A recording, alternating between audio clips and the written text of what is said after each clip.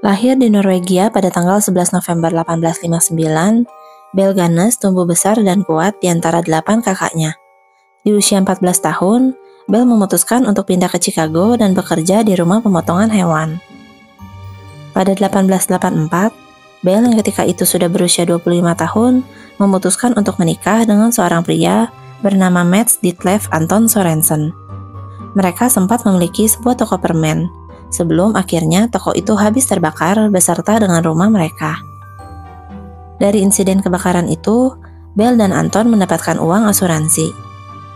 Tak lama berselang, Bell yang tak pernah terlihat hamil tiba-tiba saja membawa pulang seorang bayi. Tapi, bayi itu segera meninggal karena radang usus besar. Bell mendapatkan uang asuransi dari kematian si bayi. Lalu, Bell kembali memiliki seorang bayi, yang lagi-lagi meninggal karena radang usus besar. Bell sekali lagi mendapatkan uang asuransi dari kematian bayi kedua. Pada tahun 1900, Anton membeli 2 asuransi untuk dirinya sendiri. Pada tanggal 30 Juli, asuransi yang pertama akan kadaluarsa, sedangkan asuransi yang kedua baru mulai berlaku. Tiba-tiba saja Anton meninggal di hari itu karena pendarahan otak. Bell beralasan kalau suaminya tiba-tiba merasa sakit kepala saat pulang ke rumah. Lalu setelah diberikan obat, Bell mendapati kalau suaminya telah meninggal. Dari kematian Anton, Bell mendapatkan uang asuransi sebesar $5.000 pada tahun 1900. Dengan uang itu, Bell pindah ke Indiana dan membeli sebuah rumah dengan lahan peternakan. Di sana, Bell kemudian menikah lagi dengan seorang pria bernama Peter pada tanggal 1 April 1902. Seminggu setelah pernikahan mereka, bayi perempuan Peter yang tengah diasuh oleh Bell tiba-tiba saja meninggal. 8 bulan kemudian, Peter meninggal akibat tengkoraknya retak. Bell beralasan kalau Peter saat itu sedang mengambil barang di rak paling atas.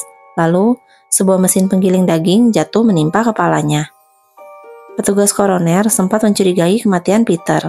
Tapi karena tidak ada bukti, maka kasus meninggalnya Peter tidak diusut lebih lanjut. Dari kematian Peter, Bell mendapatkan uang asuransi sebesar $3.000. Di tahun 1905, Bell mulai menjerat para pria melalui iklan pencarian jodoh. Korbannya dimulai dari Henry Gerhold yang datang ke Indiana untuk menemui Bell. Keluarga Henry berusaha mencari Henry dengan mendatangi kediaman Bell. Tapi, Bell berkata kalau Henry telah pergi ke Chicago bersama seorang penjual kuda. Walaupun mereka menemukan koper dan jaket bulu milik Henry di rumah peternakan Bell. Korban kedua bernama John Moe. Setelah mereka sempat berkirim surat selama beberapa bulan, John akhirnya mendatangi kediaman Bell pada tahun 1906 dengan membawa sejumlah uang sesuai dengan permintaan dari Bell. Sejak saat itu, John tidak pernah terlihat lagi.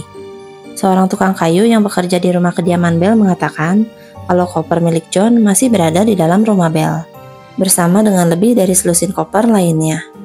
Bell terus melakukan aksinya sampai pada bulan April 1908 ketika rumah Bell habis terbakar. Ketika polisi tiba di sana, ditemukan sisa jasad wanita tanpa kepala yang diasumsikan sebagai Bell. Ketiga anak Bell yang tidak dijelaskan siapa ayah biologisnya juga turut menjadi korban. Surat kabar setempat sempat memberitakan kematian Bell dengan sebutan wanita heroik, sebab Bell dianggap telah berkorban demi mencoba menyelamatkan ketiga anaknya. Tapi rupanya setelah dilakukan penyelidikan, ditemukan banyak sisa jasad pria yang tersebar di lahan peternakan milik Bell. Bahkan, seorang wanita yang datang ke lokasi untuk mencari kakaknya, mencoba menggali sebuah tanah yang terlihat mencurigakan. Di dalam tanah itu terdapat sebuah kantong yang rupanya berisi potongan jasad dari kakaknya. Jumlah potongan jasad yang ditemukan di peternakan Bell mencapai belasan, tapi hanya beberapa jasad yang dapat diidentifikasi. Bell pun dianggap telah tewas di dalam kebakaran tersebut. Tapi belakangan muncul kesaksian dari seorang pria bernama Ray Lamphere yang pernah bekerja pada peternakan milik Bell dan sempat menjadi kekasihnya.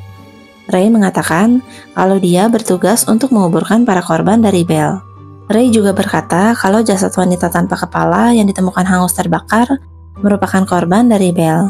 Bell sengaja mengatur semua itu sebab salah satu keluarga korban sudah mencurigainya dan akan mendatangi peternakannya.